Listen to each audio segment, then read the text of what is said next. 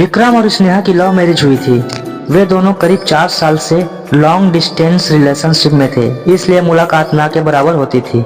लेकिन एक दूसरे से जुड़े रहने के लिए वे वीडियो कॉल्स, फोन कॉल्स का सहारा लेते थे। अब दूरी को कम करने के लिए इन्हीं की मदद तो ली जा सकती है। और इंतजार खत्म हुआ। फाइनली 4 साल के लंबे इंतजार के बाद विक्रम और स्नेहा शादी के अटूट बंधन में बन गए। यह उनके लिए वाकई सबसे सुखद पल था।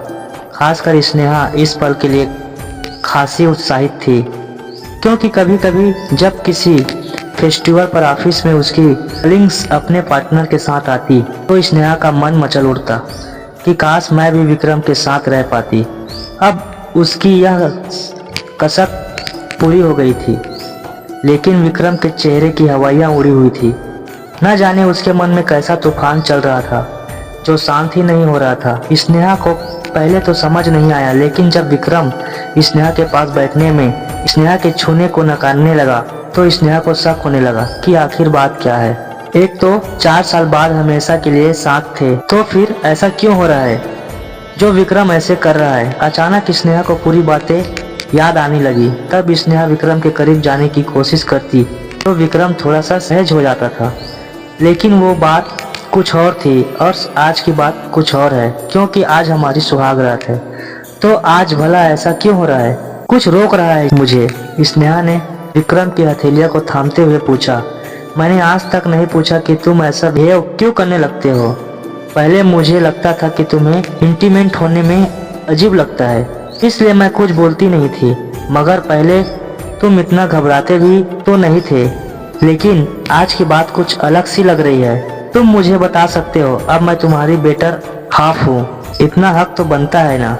विक्रम ने कहा, नहीं ऐसा नहीं है कि मैं इंटीमेट नहीं होना चाहता, मगर मैं कर नहीं पा रहा हूँ। स्नेहा, मेरा पेनिस बहुत छोटा है। इतना कहकर वो पीछे मुड़ गया और उसके चेहरे की रंगत बदल गई, क्योंकि जिस राज को वो इतनी देर से छुपा रहा था वो राज खुल गया था। रॉकेट चाहिए या पेनिस? लेकिन स्नेहा को उसकी बात सुनकर हंसी आने लगी। अब तो उसने विक्रम को पीछे से पकड़ लिया और उसके पेनिस को सहलाने लगी ताकि वो और खड़ा हो सके। कुछ देर बाद जब विक्रम हल्की आहें भरने लगा तो स्नेहा ने इशारा करते हुए दिखाया कि देखो कहाँ छोटा है, बल्कि इतना लंबा तो है। अब क्या तुम्हें चांद पर जाने के लिए रॉकेट चाहिए या मेरे अंदर आने के लिए ये पेनिस ही काफी है। एक रिसर्च यह भी कहता है कि लड़के अपने पेनिस के साइज के बारे में ज्यादा सोचते हैं, जबकि लड़कियां इसके बारे में अक्सर बेफिक्र होती है। इतना सुनने के बाद विक्रम थोड़ा सहज हुआ, लेकिन उसने कहा, मुझे लगता था कि मेरे पेनिस का साइज बहुत छोटा है, क्योंकि मैंने सुना है कि पेनिस का साइज कम से कम 7-8 इंच होनी चाहिए। स्नेहा को हंसी आ गई। उसने हंसते हुए कहा, अच्छा बताओ किस स्केल से साइज नापा था। विक्रम कुछ नहीं बोल पाया। इस पर स्नेहा ने उससे समझाते हुए कहा, पेनिस की नॉर्मल साइज 4, 7, 5, 9 इंच 12-17 सेंटीमीटर ही होती है और लगभग इसी साइज का कॉन्डोम भी होता है। अब तुम क्या चाहते हो कि हम हर बार बिना कॉन्डोम के सेक्स करें? इतनी जल्दी है तुम्हें पापा बनने की?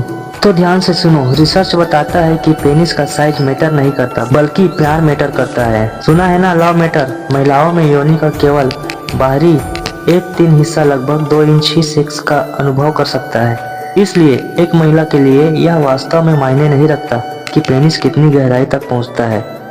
इसलिए यदि एक खड़ा लिंग 2 इंच भी लंबा है तो आमतौर पर ज्यादातर पुरुषों के मामले में होता है, तो यह उसकी महिला को संतुष्ट करने के लिए पर्याप्त है।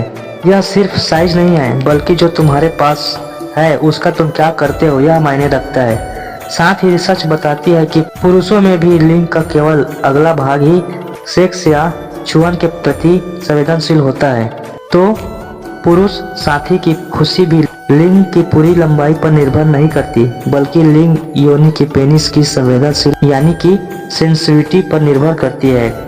इतना सुनने के बाद विक्रम को ऐसा लगा कि किसी ने उसे नई शक्ति दे दी हो।